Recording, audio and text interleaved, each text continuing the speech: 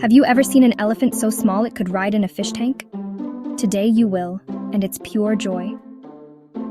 On this sun-drenched morning, the market hums with laughter and the sweet scent of ripe mangoes. But nothing is sweeter than the sight of a little gray elephant, no bigger than your favorite teddy bear, sloshing playfully in a clear glass tank. Omar, gentle and quiet, pushes the cart through the rainbow maze of fruit and flower stalls. But it's the elephant everyone follows, its twinkling eyes and the way it wiggles its ears with delight. The tiny trunk makes tiny fountains, spraying beads of water that glitter in the sunlight. Children giggle, racing alongside the cart, reaching out to wave hello. Shoppers pause, baskets forgotten, drawn by the magic of a creature so small, so wonderfully out of place. The elephant gazes back, wide-eyed and curious, as if every cabbage and carrot is a brand new treasure.